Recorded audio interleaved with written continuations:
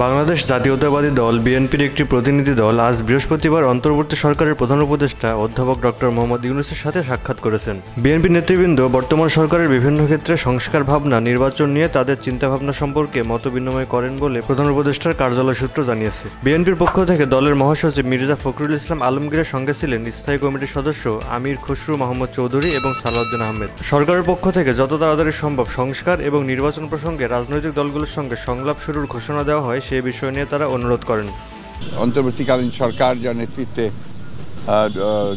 Professor Yunus রয়েছেন, তারা তাদের আন্তরিকতা, দেশপ্রেম, যোগ্যতা দিয়ে খুব দ্রুত তারা একটা স্টেবল অবস্থায় নিয়ে আসতে পারবেন এবং একই সঙ্গে তারা একটা নির্বাচনের দিকেও যেতে পারবেন এবং প্রয়োজনীয় সংস্কারসমূহ তারা পূরণ করবেন বলে আমরা বিশ্বাস করি। এবং আজকে আমাদের আলোচনা অত্যন্ত ফলপ্রসূ হয়েছে। টাইম ফ্রেম এবং ওর মধ্যেই পাবেন, দলের সাথে আলোচনার কথা বলছিলেন, ওটা ওনারা বলবেন, ওটা ওনারাই বলবেন যে তারা কতদিনের মধ্যে এটা পারবেন। আলোচনা রাজনৈতিক দলের সাথে রাজনৈতিক দলগুলোর সঙ্গে আলোচনা হবে পর্যায়ক্রমে। নির্বাচনের কোনো সম্ভাব্য তারিখ বলেছেন? না, আমরা কোনো তারিখ বলিনি, ওরা প্রয়োজনে ওনারাই তো তারিখ বলবেন, আমরা তো তারিখ বলবো না। ধন্যবাদ।